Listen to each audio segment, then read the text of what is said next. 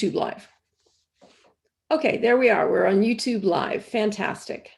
So welcome for those of you who have joined for the first time. For those of you who have been in our webinars, thank you for supporting the webinar efforts. The objective of this is to make sure you're equipped with the tools, the knowledge that you need to embark on your immigration journey. So let's go ahead and get started. So we can get the questions going. If you have any questions, please put them in the Q&A. We will get to that at the end. And so if you put it in the Q&A, then we can be assured that we're able to answer your question. And depending on the number of people that are attending, there have been times where we haven't been able to really get to all the questions. So, you know, I think if you've asked a question, we're going to try to reach some of the other people who perhaps didn't get a chance to ask a question. So if that's okay, that's what we will be doing. So let's get started. There are different ways to connect with us. So I really like connecting with all of you, hearing your questions, trying to provide some clarity and shed some light on the problems that you're going through. So you can connect with us on Facebook, Twitter, Instagram, YouTube, LinkedIn, or I'll tell you a little bit about the Telegram group later. And if you have missed one of our webinars and there's a special issue you want to address, look at our previous webinars. You know, subscribe to our YouTube channel. If you like the video, I don't want you to like it if you didn't like it, but if you found it helpful, please like the video and share it with your friends so we can make sure that we are able to impact as many people as we can that are embarking on this journey. So thank you for that. And let me see, account creation. This is very interesting. So a couple of years ago, before you'd have to prepare your entire immigration petition and you'd submit it, and then you would hear, it would take months before you would hear whether it was selected or not. It was revised a little bit a couple of years ago so that you could register first and then you would be selected. So you're not out attorney's fees or other fees, and you don't have to wait that long in order to find out whether you've been selected. So the registration period is from March 9th to March 25th. And the notification of whether you're selected or not is March 31st. And remember, you're filing this for an October 1st start date. So like I said, and I say this all the time, it is April Fool's Day is when you can start filing your H-1B petitions. So as I said, the registration went into effect. And here's some statistics that I think you may find interesting. Last year, 275,000 people registered for the H-1B cap. 40,000 employers registered 275,000 individuals. Of that, 67.7% were from India. So 185,175 applications, registrations were from India. 13%, 36,300 were from China. Now, the master's degrees were about 46% of the applications, which is very interesting. And so what they did was the registration requirements are pretty simple. You know, you have to put in your basic information, the employer does. And, you know, for our clients, we set up the registration and then basic information about the employee. And one of the things that does is it ensures a beneficiary can file for with multiple employers. An employer can file for multiple beneficiaries, but one employer cannot file for the same beneficiary multiple times. So that's one of the things that it helps ensure. And then the other interesting thing that you might find is that probability in terms of how it works out. So the selection pool is they reversed it from what it was before. Before they'd select the masters and then whoever was left over, the leftover masters would get placed within the general non-US masters group, and then the selection would take place for that. They reversed it when they started this new registration system. So last year, after the first round of selection, where it was just the general selection, 29,990 master's degree applicants were selected. And that's out of the 126,500 overall master's applications. So at the first round, 29,990 were selected. And then if you subtract that from the 26,500, you're left with 96,600 master's applications that are in the general pool. So master's degree holders had a 39.5% chance of being selected, whereas the general pool was 23.6%. So last year, of the 85,000 applications, 49,990 were master's degrees. So isn't that interesting? So the probability went up that if you were a master's degree holder with this new reverse system, that you would get selected. So here is how you set up the basic account. The attorney will create the account. The petitioner will enter a unique password from the attorney and review the summary and then electronically sign. So the employer has to sign and the employee has to sign, I mean the H-1B individual. So what are H-1Bs? H-1Bs they're deemed professional positions. So it's for a specialty occupation. What's a specialty occupation?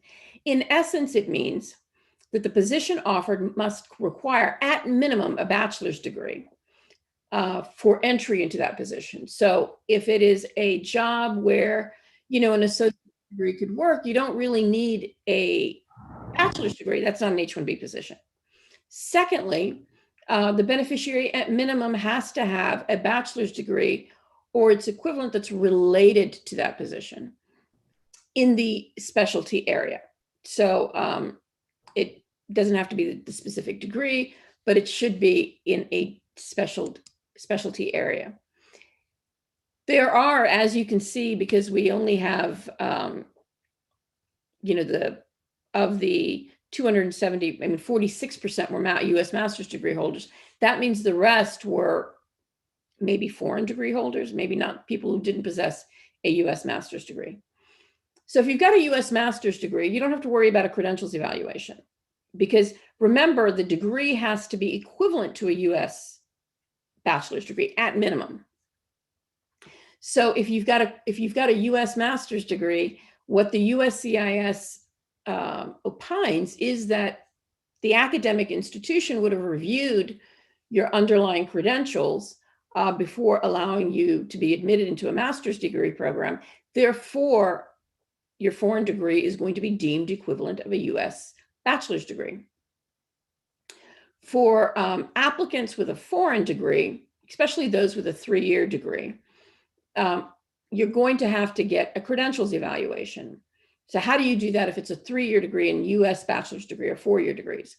Well, the way in which you do that is every 3 years of work experience under the H-1B regulations is equivalent to 1 year of a academic program. So usually when we have someone with just a foreign degree, we will use that. And if they don't have a 4-year degree, foreign degree, we will have to get a specialized credentials evaluation to show that their work experience is equivalent to, at minimum, a bachelor's degree. And with that specialized credentials evaluation, what you have to do is you have to get the evaluation from someone who works at an academic institution that confers academic credit to work experience, number one. Number two, that individual who's providing the evaluation has to be the one that has the authority at the university to confer academic credit for work experience. Now, it's not only those people with a 3-year degree that we do that for. Sometimes a person's degree may be unrelated to what it is they're doing. But they have extensive work experience. So sometimes we will do that to show that it is related to the work that they will be doing, that we get their degree and work experience evaluated that way. So specialty occupation. This should be a no-brainer for most of us. But as with any bureaucratic agencies, there has been a lot of tug of war every time there's a new administration as to what is a specialty occupation.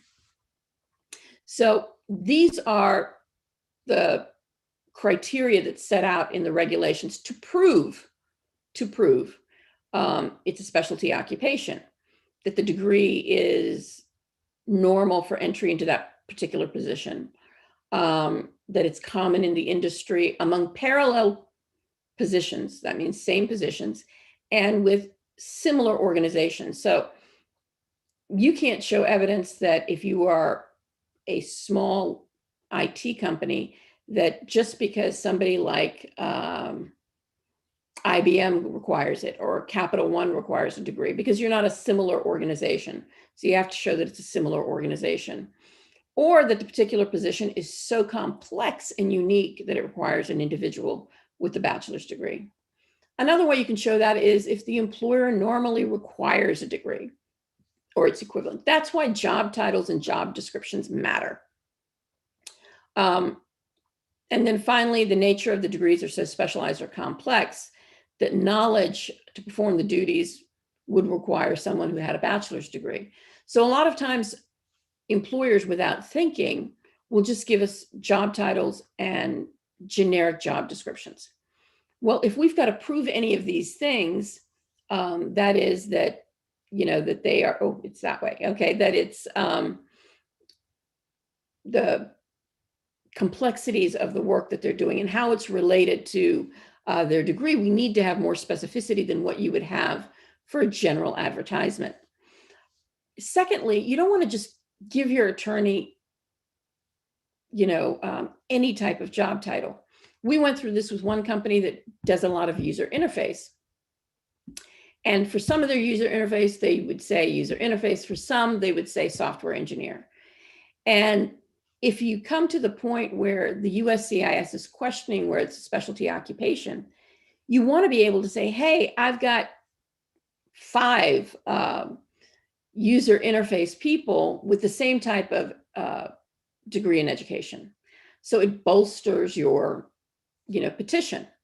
Now, the biggest challenge has been the USCIS uses, through the Department of Labor, and the Department of Labor uses SOC codes that were originally issued in 2010. It was updated in 2018. It still is not as extensive as it should be. And technology is evolving every second. So you have to kind of fit sometimes a round object into a square peg. So selecting the correct job title can be interesting. It's kind of a back and forth that you need to have with your attorney. Secondly, the Occupational Outlook Handbook is the resource they use to see what education and experience is needed. Now, because of the limited job titles, especially under computer specialty occupations, as you can see, it's a very limited section. If they're not in one of those main job titles, they get dumped into something called computer occupations all other. So because it's and I know people hate that I use that it's a dump, but it's basically a dump file. Because it's a dump file and it's there for any occupation that does not fit into the, those listed, that they don't have a specific degree requirement for it. That makes sense, right?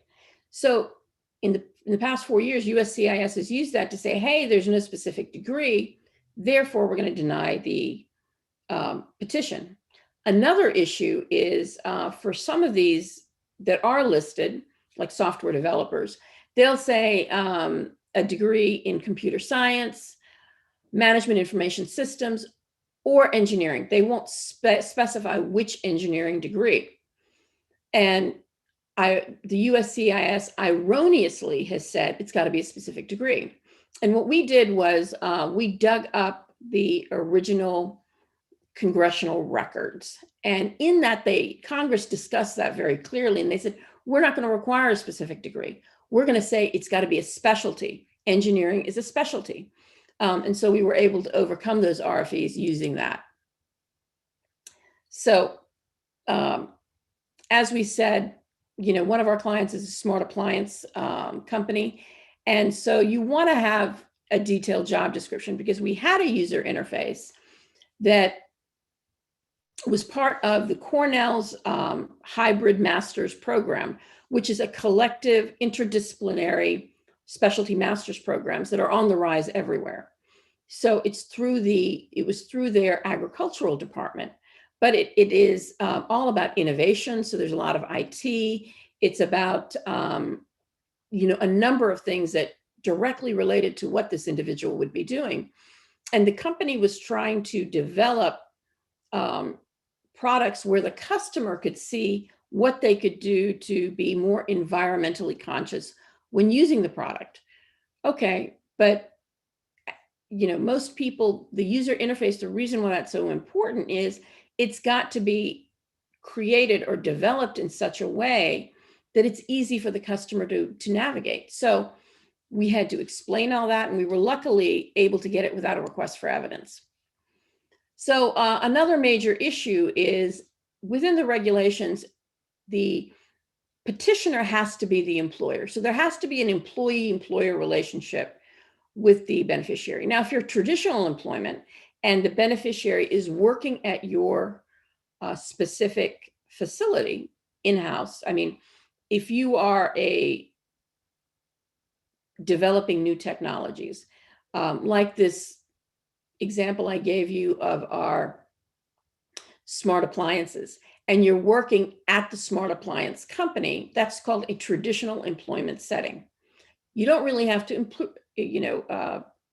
prove employer-employee, because it's a given.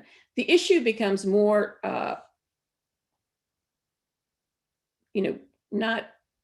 it becomes more of an issue when it's at a third-party client site. So you got to show that, the employer controls the employee, even though they're not co-located in the same site. Another thing that happened was when President Trump took office, USCIS issued a memo on not only employer-employee relationships, but within that context, making sure that contracts were there for the duration of the H-1B employment. So they were giving, shortened H-1B approval notices, because in real life, job orders are not going to be for 3 years. No company is going to give you a 3-year job order. They may have a memorandum of understanding with what they call the end client, where the employee will eventually be placed and working. Or there may be a person, an intermediary company in between, but none of the job orders are going to be for the full 3 years. So USCIS started shortening them. Now the regulations don't, in contradiction to what the regulations state. The regulations state you have to show that there is sufficiency of work. So you can do that by showing multiple contracts, or showing that this particular contract, even though the job order says it's 6 months, it has been extended for like 5 years now. And so there are ways in which you can do that. And you point to the regulations which say that the work can't be speculative. It's got to be anticipated. So if you're saying something is anticipated, what's the basis of saying it's anticipated? And that's the type of evidence you would submit to show that there is anticipated work. The public charge rule. Well, we'll skip over that, and I'll tell you why at the end of the webinar. So the process is you're dealing first with the Department of Labor, who will, where you will file a labor condition application to make sure that, see, labor, right? So you want to think of it in terms of that. They want to make sure you're not displacing any US workers. So it takes 7 to 10 days to get that certified. What we do is within that 7 to 10 day period, we get the petition ready to file with the USCIS. The USCIS, on the other hand, is more concerned about, is this a specialty occupation? Does the beneficiary have the qualifications? Is there sufficiency of work? Is there an employer-employer relationship? So you kind of divide the focus of each federal agency that way. Now, the employer is attesting when they're filing the labor condition application under penalty of perjury that they are paying the higher of the prevailing wage or the actual wage. Now, I'll get to the actual wage in a few minutes, but the prevailing wage is usually used at Department of Labor wage library, and it's location specific, and there are 4 levels. And the 4 levels are dictated really by not only the complexity of the duties, but I would say the key factors for me are judgment and supervision. Now, if you're filing an H-1B for someone who's currently on an OPT, what we have said, even though USCIS, at least in the past 4 years, has said no level 1 position can be an H-1B position, we said, well, they're undergoing training right now. So if they're undergoing training, clearly they can't be at a level 2 at a qualified position with limited judgment and where the supervision is suspect. So that's been very helpful, but we don't pick the level. Our clients pick the level, but this is a guideline as to how that level is picked on the online wage survey. So the employer is required to maintain for each LCA filed a public access file. This file should be kept separately from the personnel file. The public access file is basically, there's certain documents that need to be in there, and we give this to our client the day that we file the LCA. And the one thing that needs to be kept in mind is there's a posting requirement, posting verification. And the employer needs to post within 1 day of filing the LCA. So we usually will tell them, hey, guess what? We're getting ready to file it within the next couple of hours. And we do that trying to make sure that they are there and they acknowledge that they're going to post. So it's a certified, the signed certified LCA. When we send our employers the LCA, remember, we're sending it at the time of filing, so it's unsigned. But we tell them once the certified it's uncertified, but once the certified LCA comes in, we tell them to sign it and place it in their public access file. The statement of wage rate, the wage that's going to be paid to the employee, that's the wage that's listed that you will pay on the LCA, the employer will pay on the LCA. Confirmation that the employees received a copy of the certified LCA. That's because they want to make sure that the employee knows what wages that they need to be paid. Explanation of whatever your actual wage system is. Remember, I said you've got to pay, the employer has to pay the higher of the actual wage or the prevailing wage. Prevailing wage, we talked about, it's on the online wage system from the Department of Labor. The actual wage is the wage the employer pays similarly situated employees with the same education and experience. So for example, if you've got a software engineer and the prevailing wage is, for simplicity's sake, $50,000, and but you're paying everybody else in your organization that has the same education and experience $60,000. So even though the prevailing wage is 50, you have to pay your employees 60,000 because that's what you're paying everybody else. And the reverse is also true. If you're paying everyone 50,000, and that's the actual wage, but the prevailing wage says 60, you've got to pay the H-1B employees 60,000. And this is all to ensure you're not displacing U.S. workers with, lower wages paid to the foreign national. Documentation of the prevailing wage. That's something that would be the printout of the online wage statement, which we provide. Confirmation that you're complying with the posting notification, and I'll talk about that in a second. And confirmation that your H-1B employees receives the same benefits as your U.S. workers. So the public access file must be maintained at the principal place of business listed on the LCA. So if you've got multiple offices and there's an office where there's really not a lot of people there, I would not suggest that. You want it to be a place where if DOL comes knocking, you can say, okay, here's my public access file. Now, you're supposed to make the public access file readily available if DOL requests it, but you can always tell them that you have an attorney, you'd like to confer with the attorney, that you want at least 3 days to respond, and they will grant that. the duration that you have to keep the public access file is 1 year beyond the last date on which the employee was under the LCA.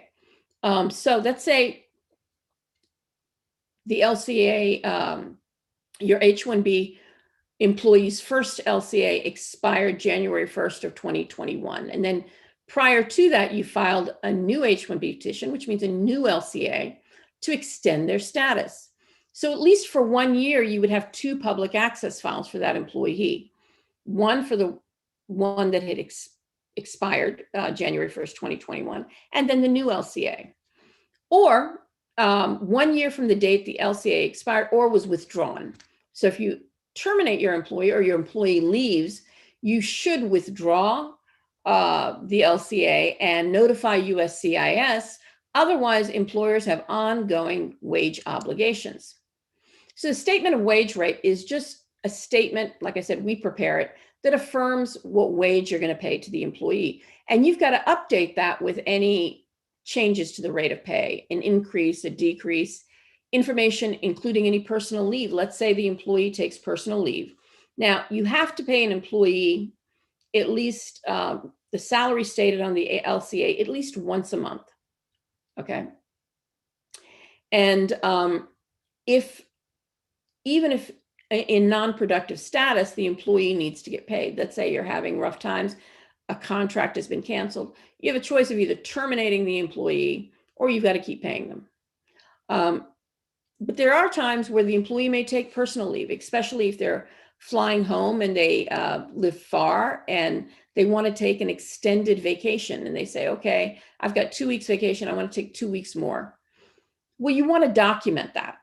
You want to make sure you have a process in place and put that in the public access file, because when the DOL audits your file, they will look at your payroll records and look at your LCAs and your public access file. So if you have that documentation in there, there won't be any need for any additional explanation. You have to have a process. I don't know how many employers don't have a clear process for making sure their employee receives a copy of the certified LCA. The best way you can do that is, when the H-1B is approved, you want to send it to them electronically by mail, and you want the employee to confirm that they've received it. And then you want to take those emails and place it in the public access file. One thing, these may seem like little things, but if you're audited, it's going to be a nightmare to recreate it. But it's easy to do it every time you have an H-1B to make sure that file is maintained. The actual wage rate. You have to outline in the public access file. How do you determine the wage for similar employees? So similar employees are the same job title, same education and experience. Some of those people may have very highly specialized or marketable skills, right? So they may be paid a little bit higher than the others that may have the same job title. So whatever factors you take into consideration, you don't have to say which one of these factors you applied to the employee, but you have to outline what these factors are. And here's a sample of what that would look like. Prevailing wage documentation is, like I said, the documentation that you use for filing the LCA. There are alternative wage surveys available. So, you don't have to just use the online DOL wage survey. And if you look at our November 25th YouTube video, we go through, alternative wage surveys, employer wage surveys, because they're very specific requirements that they have to meet. You can't just pull any survey and say, okay, I'm going to use this. It has to meet the requirements outlined in the regulations, and you have to keep the methodology in there that shows that it complies with the regulation. Now, the notice of posting. We write out the notice of posting for our employer. It has to be placed in 2 conspicuous places. They say, especially where you have all your other employer notices, like on the Family Medical Leave Act. And it's got to be placed for 10 business days. And then someone who has to sign off and say, yes, we confirm it was placed in the workroom and the kitchen. And it was placed for 10 days, and they sign off, and the dates that you signed it. So it's got to show the number of H-1B employers, the employer company per LCA. So even if you're filing 10 LCAs for software developers, you'd have to have a posting for each one. So it would just be one employee, the job title, the wages offered, the period of employment, and the location where the employee will be employed. Because remember, the work site is what dictates what wage needs to be paid. And when you're audited, the adjudicator will look at payroll records, see where the taxes are being taken out, and then compare that with what was stated on the LCA. And then there's a statement at the end that kind of alerts people who are looking at the notice to say, hey, if there is any irregularities in this, please report it to the Department of Labor. Now, that's simple in traditional employment when you are working at the employer site, but you're required to do this even if you're at a third party. And you are required to do that by posting it maybe in the cubicle and having, another employee that may be there, a manager or what have you, to sign off on that. There are some relaxed posting requirements for those people who are working from home. And I think early on we outlined what they are. And if Kara can remember, because she can remember everything, she'll post that in the chat as to what YouTube video you can look at for people who are trying to comply with the notice requirement from home because of COVID. And but you can post even at home, which you're probably wondering, what does that do? Well, you post at home, but when you get back into the office, you're required to post again at the office. So you have to do the two-stepper if you're doing it that way. Now, the notice of posting is not just the hard copy like we talked about, but it can be if your employment is a union-based, then it would be given to the bargaining representative. Employers can do electric notices. I don't know, I'm not such a big fan of that. But if you do electronic notification, you got to notify all the employees in the occupational classification, which the H-1B employees sought, or you can put it on the electronic bulletin board or other appropriate methods. Now, within the LCA, there are special rules if an employer is H-1B dependent or a willful violator. I'm going to go over what an H-1B dependent employee is, because if you're a willful violator, So an H-1B dependent employer depends on the total number of U.S. employees. So we're not talking about your global employees. We're talking about U.S. employees. And they're full-time employees. So if you've got some part-time, you've got to calculate to see how many of those part-time employees would be equivalent to a 40-hour full-time employee. So it's a total number of employees. So if you've got 25 or fewer, and more than 7 of your employees are H-1B, then you're H-1B dependent. If you have anywhere from 26 to 50, if more than 15 are on H-1B, then you are H-1B dependent. If you've got 51 or more, then if 15% of them are on an H-1B, then you are dependent. And what does that exactly mean? Well, first of all, you not only look to, there's several people that have several companies that will have multiple companies that they have founded. They're not related per se, as what I hear is, no, there's no common ownership. Well, common ownership would be an easy given.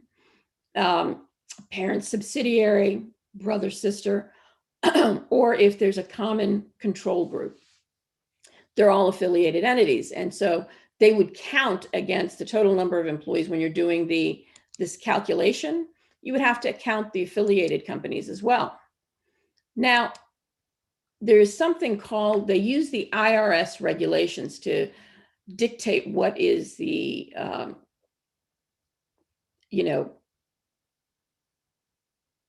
ownership interest. There's something called attribution. It's the act of attributing ownership.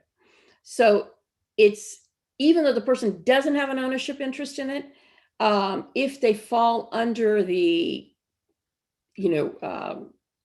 guidance of what is attributable, then even though they don't have an ownership interest, you may attribute it to them. So this attribution may result from family or business relationships. So for family, for example, the spouse has ownership interest. The spouse's ownership interests may be attributed to the non-owner spouse. And one of the things they look at is there any direct ownership? Is there any participation in the company? Are they doing anything? And are no more of the gross, 50% of the gross income is passive investment. So for example, and I always think of medical, let's say, I'm a doctor and I own my own medical practice. My spouse, who is not a doctor, has no ownership interest in that practice, but my spouse manages the practice. So that means my ownership interest would be attributed to my spouse. And if my spouse also had a company, then we would have to do the H-1B dependent calculation based on both. Now, let's take that same example, and I've got the medical practice, but my spouse is no ownership interest. He's not participating in it. And there's no more of the passive, no more 50% of the business gross income is passive, then there's no attribution. But that's something really important to think about. Now, why is this an issue? Because the H-1B dependent employer has additional attestations they have to make. They have to say they haven't displaced any US worker 90 days before and 90 days after. Usually that's easy. The more difficult one, and this is only if they deem that the H-1B employee is placed at a third-party work site where there's an indicia of employment. And when my clients, or when clients I represent in DOL audits, that's what I hit on. I always say there's no indicia of employment. Therefore, the employer was not required to do this. So the petitioner has to inquire whether there's been a displacement or will be a displacement of US workers during the 90-day period, or they have to say they had no knowledge of any displacement. But they would like to see that you've made some type of bona fide efforts to make that inquiry. And you have to show that the US worker, the employer, has made good faith steps to recruit US workers. So, these are things most employers don't want to do. But the good news is, even if you're H-1B dependent, you may not have to make these attestations if you have an exempt employee. Then you don't have to make those attestations. You would simply say, yes, I'm H-1B dependent, but this particular employee is exempt because they're paid at least $60,000 or more, or they have a master's degree related to the intended employment. So I always tell my clients, don't be so scared to be H-1B dependent. Majority of your employees are going to, almost all of them are going to meet one or the other of these criteria, if not both. So you don't have to make those additional attestations, but you've got to make sure that your calculation, especially considering your affiliated companies, is correct. So another question we get often is, what fees must the employer pay? Now, of course, they have to pay the $500 fraud prevention and detective fee. That's written in the regulations. The employer is required to pay the employer fee. That's also outlined in the regulations. And so it's $1,500 if the employer has more than 25 full-time workers, $750 if it's 25 and below.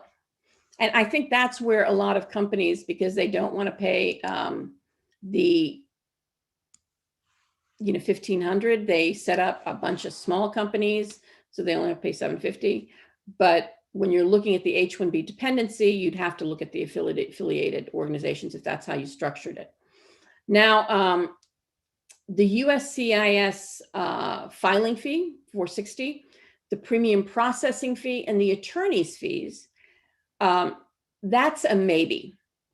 That's not clear cut. And there's a test that you have to, a calculation rather. So these other fees are deemed deductions for the employer.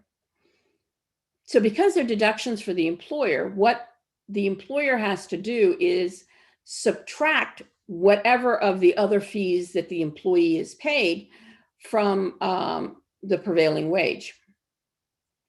And if by subtracting those other fees, because now the premium processing fee is $2,500, if it is the below the prevailing wage, then you're going to have a wage issue. So that's a calculation that must be taken. Now, the employer is also required to provide return transportation. And that's what they sign off on when you're signing the H-1B documentation. If they are terminated before the period authorized on the H-1B. Now, there are exceptions to that. And let me go through this requirement. The employer is required, if they terminate the employee, to buy a one-way ticket home. Doesn't apply if the employee resigns or changes employers. Doesn't apply to the employee's dependents. And you don't need to give money in lieu of travel. You just have to say, hey, we're terminating you. And if you require a one-way ticket to your home country, so if they tell you they want to go to Paris or Italy, and their home country is not Paris or Italy, you don't have to buy a ticket there. So buy a one-way ticket to their home country, please let us know. And you want that process to be outlined, and you want that documentation to be put in the public access file. So you have evidence that you offered the return transportation. And then you should withdraw the LCA and notify USCIS that you've terminated the employee. Issues to consider as you're going through this process. Remember, if any of your employees, or if you were filing it, are changing status. If you travel while a change of status is pending, like an F1 to an H-1B, then you're deemed to have abandoned your change of status application. You can travel after it's approved, but you can't travel while it's pending. And we don't know yet whether they're going to suspend premium processing for the CAP cases. Usually they'll suspend them for some time, and then they, institute premium processing again. The other thing is CAP gap. So if you file your H-1B petition while you are either on your STEM OPT or regular OPT, and your OPT expires before October 1st, before the effective date, you can continue working for that employer using the receipt notice until your H-1B is effective October 1st. That is called CAP gap. Now, if your OPT is expired and you're within the 60 days of authorized stay, it doesn't apply. Your OPT, your OPT has to be valid at the time of filing. The second thing I want to alert people about is the second masters. Now, the issue with the second masters has been any type of work authorized status that you get for the second masters, specifically first day CPT with the second master's degree, first day. And first day CPT for any degree program is truly not permissible unless it can be shown that the university has a curriculum mandates it. So we've had some people where this has been an issue and we've been able to overcome it, but you want to keep all sorts of documentation as to that, getting letters from your DSO that their curriculum requires it the first day, evidence that you've been going to class and, you've been taking a full load of course, that you're not using this first day master's program CPT to avert the H-1B as a work authorized status. So last but not least, before we get to the Q&A, remember I talked about the public charge rule. Well, the public charge rule was dismissed, and it doesn't do it when I use my PowerPoint as a background, but I did a really cool animation and I wanted Kara to see it, where the hammer actually hits the public charge rule and it scatters. So the Supreme Court, the Biden administration said, remember this was being litigated last year, back and forth when President Trump instituted it. And it was before the Supreme Court, and the Department of Homeland Security and the Attorney General's office told the Supreme Court, we're not going to pursue this. And so the case was dismissed. Yay for that. Crafting your immigration strategies. These are all the things you need to think about. You need to think about your permanent residence process. There's a lot of legislation that may come up that will, remove the backlogs. And the only way you can benefit from removal of the backlogs is if you have a certified perm. So you should do that. Make sure that as you're going through the process, you have, as we outlined in this presentation, a detailed job description, that you relate your education to those job descriptions, and use all the tips that we gave you throughout to avert any requests for evidence. Some hard work, proactive hard work upfront can save a lot of anxiety and concern and sleepless nights on the back end. And we're going to get ready for our Q&A. I was telling you about our Telegram group. We've got a Telegram group called Clarity for Hum and Forum. And so this is a group in which people talk about their shared experiences, and when we are able to, we update it, and I try to talk to the folks to give them some real, some advice from an attorney that tells them what they need to do. And another benefit of having these forums is, as I've stated previously, I'm working with a couple of different organizations on an immigration task force with the Biden administration as well as with Congress. So this gives me strength to act as a voice for you, to make sure that your voice is being heard, even though you can't vote, but that your voice is being heard with people who are the decision makers. So join our forum if you have not. I know that Kara's just put up the links on the chat, and share it with your friends. If you can forward it to 3 friends this weekend, I will be thrilled. And then, as we talked about, there are different ways to connect and view our previous webinars. Like I said, we talk about things like the exceptions to the posting notification and other great tips on I-9 and things.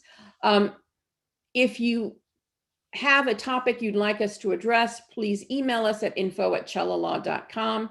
Or if we don't get a chance to answer your question, please email us. We love to hear from you. Like I said, there's a lot that goes into this. It's not just me. I've got an entire team that helps us put this together, and they spend a great deal of time. A special shout out to Kara Wood, who works really hard in putting this together. And we've got a Matt Case, who's now joined our team in terms of our, making sure that we're able to disseminate information. So a shout out to both of them for all their hard work. And we're going to be now ready for the Q&A. I don't see any Q&A, but if you've got any questions, there's maybe a couple. You can put it within the Q&A. Hi there. My video is stopped again, so I think you have to enable video. Oh, okay. Let me do that. And there we go.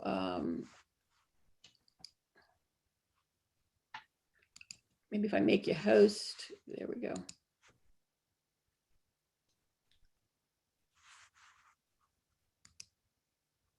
Yeah, I don't think it's my end. I think it's something you have to do on your end. Okay, I'll probably come there. Oh, there we go. There it is. All right. Good afternoon, Lakshmi, and good afternoon, everybody out there. It's good to be on a Friday afternoon. I hope you had some good advice from the attorney on H-1B. So let's look at some questions.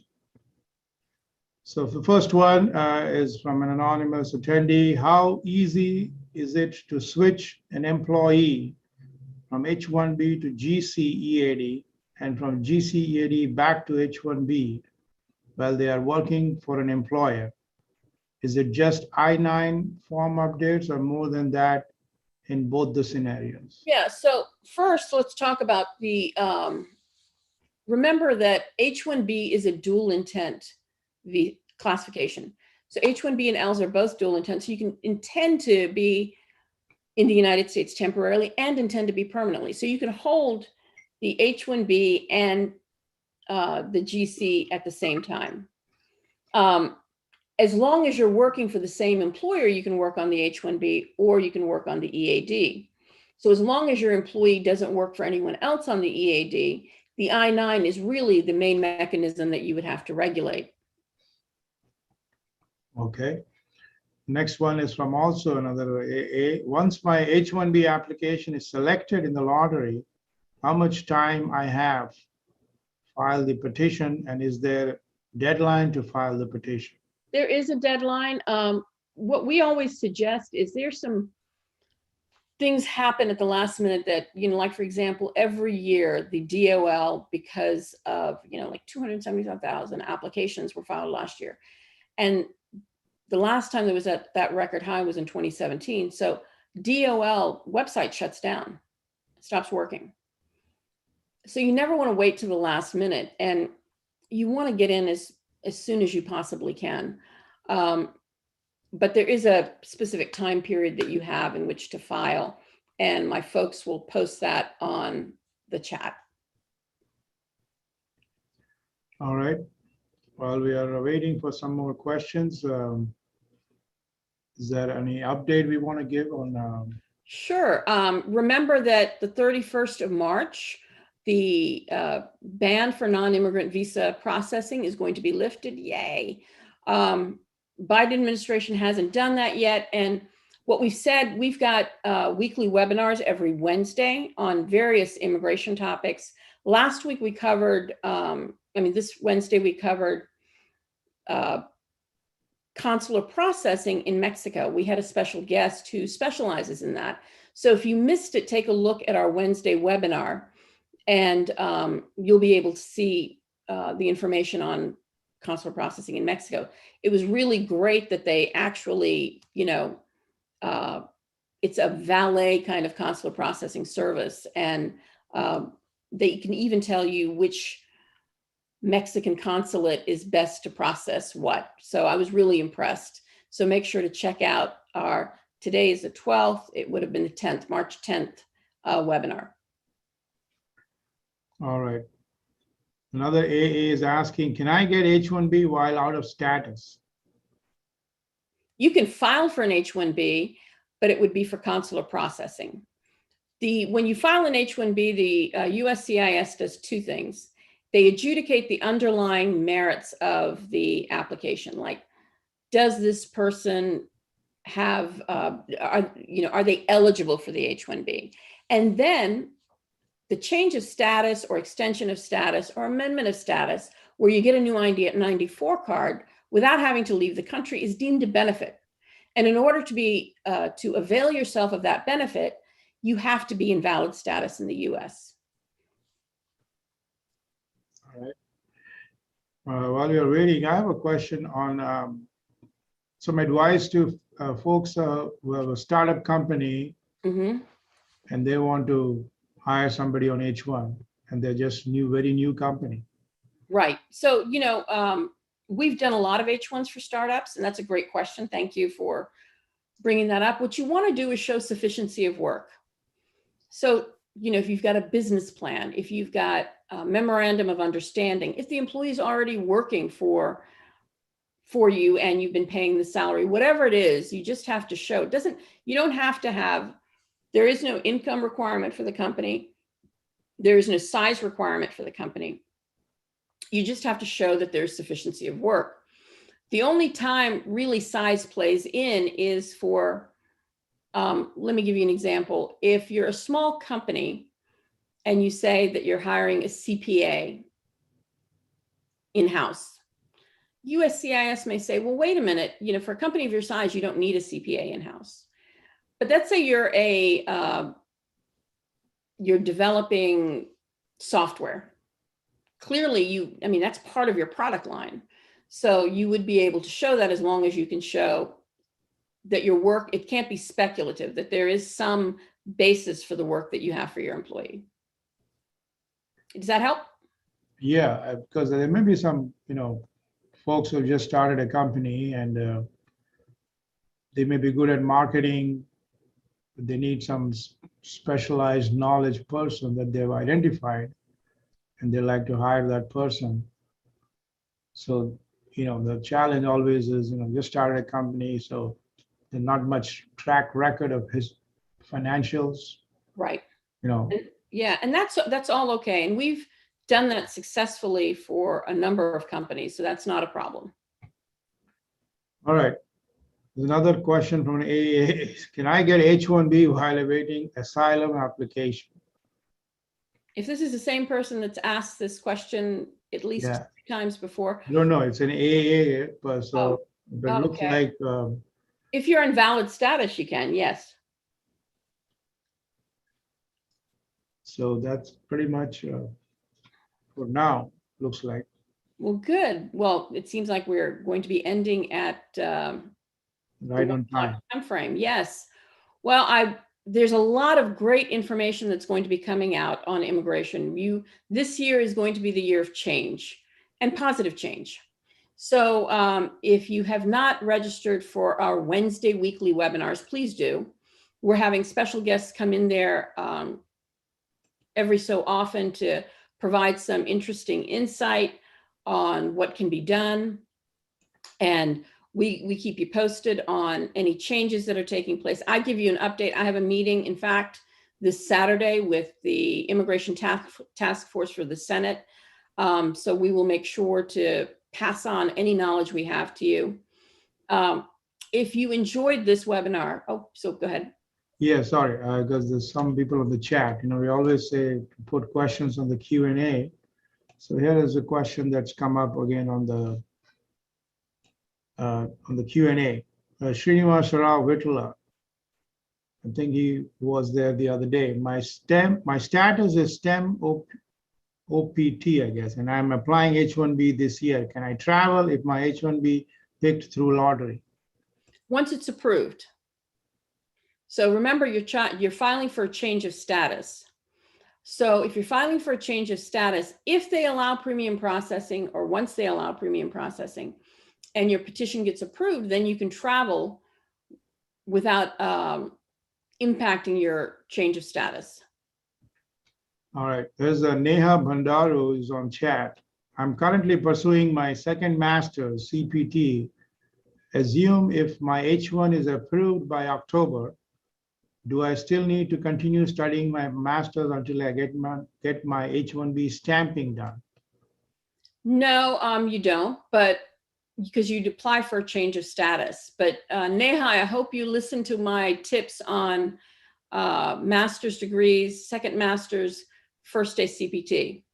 Make sure that you have a letter from your DSO that says that the academic institution mandates first day CPT, because based on the curriculum, have evidence that you've been attending classes, of your coursework, anything that you can show that it was a bona fide academic program. Neha, I think you raised your hand, I guess, because you probably thought we are not going to pick up your question. And if that's the only question, then I think please just give a thumbs up or say answer in the chat. And here is the question from the asylum gentleman again. How long does it take to get EAD after filing for asylum? EADs right now are at a crossroads across the board, whether it's for H4s, F1s. So there's a tremendous backlog because of the biometrics and the processing centers. So right now, I can't give you any clear indication as to when the EAD will be issued. While we're waiting, maybe a couple of people would we like to give like a chronological, the dates for this H-1B season? Right, we did just that. Just a reminder which Yes. day what will happen and things like that. Maybe? Right, so the registration has already started. So I hope you guys have already registered. Selection will take place on the 31st. The filings can begin April 1st. I think the details have not been issued yet as to what the deadlines are. They're usually deadlines.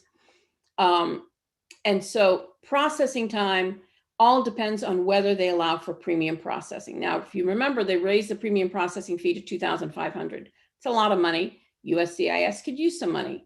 So they may halt it for, as they have in the past, for about 15 days, and then they will institute premium processing again. So it can be processed within that 15-day period. All right. I think that's about all for today. Very good. Well, for all of you who are new and have joined us for the first time, again, thank you and welcome. And join our Telegram group and join our weekly webinars if you haven't attended the webinars. Tell me if there's any topics you would like us to cover. I'm doing this for you. I've had family that is in the middle of the process right now. I've gone through the process. My parents have gone through the process. So I know your challenges. And so this is not just a job for me. I love what I do. And so does my entire team. And it has been my mission to not only, do this, because we are a for-profit entity. So, but it's to make sure that as we're doing it as our, profit-making occupation, that I am also providing service to the community at large, that we are, it's not me, that we are providing a service to the community at large.